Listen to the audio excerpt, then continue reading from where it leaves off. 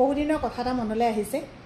যেতিয়া আমি নচলি আছিলোঁ আমি মানে মই আৰু মোৰ জাগৰাকী দেই আমি এফালে ফুৰিবলৈ গৈছিলোঁ কথাটো কিন্তু মন দি শুনিব আৰু যদি একমত হয় কমেন্ট কৰিব লগতে শেয়াৰটো কৰি দিব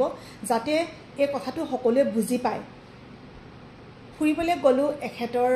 মিতিৰৰ ঘৰলৈ মিতি মানে তেওঁলোকৰ আৰু কোনোবা হয় মই নামটো মেনশন নকৰো যেহেতু হেতু বহুত দিনৰ আগৰ কথা কাৰণ আমাৰ বিয়া হোৱা এতিয়া 30 বছৰ হৈ গল গতিকে ইমান দিনৰ কথাখিনি আকৌ মই টানি আনিছো বৰ্তমান সময়ত যাতে তেনেকুৱা নহওক হে বুলিহে কিন্তু মানুহ ঘৰক বেয়া পাব লগা বিশেষ একো নাই কাৰণ সেই সময়টোত তেনেকুৱাই প্ৰচলিত আছিল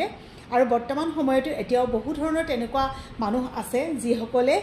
বুৱাৰীবিলাকক তেনেকুৱা ব্যৱহাৰ কৰে আসলতে হেতু তেওঁলোকে বেয়া বুলি নাভাবে সেই সময়ৰ হেতু নিয়ম নিচিনা আছিল ফুৰিবলৈ গলো মনটোত একো বিশেষ তেনেকে ভাবি যোৱা নাই আৰু নতুন মিতিৰৰ ঘৰলৈ গৈছো কিবা এটা ভালো লাগিছে কাৰণ তেওঁলোকৰ চিনাকি মানুহৰ ঘৰলৈ আমাৰ দুইজনীকে লৈ গৈছে তাইৰ সাকে কথাটো মনত আছে ভিডিওটো যদি এতিয়া চাই গলো তেওঁলোকক কি কৰিছে চকিত বহিবলৈ দিলে ধুনিয়াকে তাৰপিছত আমাক কৈছে ৰবা এনেকৈ ক'লে দেই আমি ৰৈছো আৰু মানে লগে লগে কি কৰিছে ভিতৰৰ পৰা পিৰা দুখন আনি দিছে আৰু একাখৰীয়াকে আমাক পিৰাত বহিবলৈ দিছে হঠাৎ সেই সিচুৱেশনটোত মনটোত কেনেকুৱাতে মানে কি যে লাগিছিলে মানে হেতু বুজাব নোৱাৰিম যেহেতু মাহঁতৰ ঘৰত জন্মৰ ঘৰখনত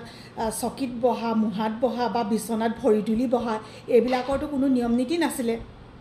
হঠাৎ যেতিয়া বিয়া হৈ পেলাই আহি ফুৰিবলৈ গৈ সেই হঠাৎ সেই সিচুৱেশনটো পাই গৈছিলো তেতিয়া মনত সাংঘাতিক এটা দুখ লাগিছিলে কাৰণ বুৱাৰী জীৱনবোৰ এনেকুৱাই নেকি ইটো নকৰিবা হিটো নকৰিবা সমানে বহিব নোৱাৰি খাব নোৱাৰি তলত বহিব লাগিব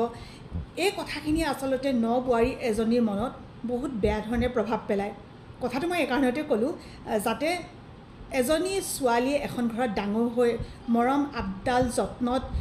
গুটে জীৱনটো মানে জীৱনটোৰ আধাখিনি পাৰ কৰি যেতিয়া বিয়া হৈ পেলাই গুছি আহে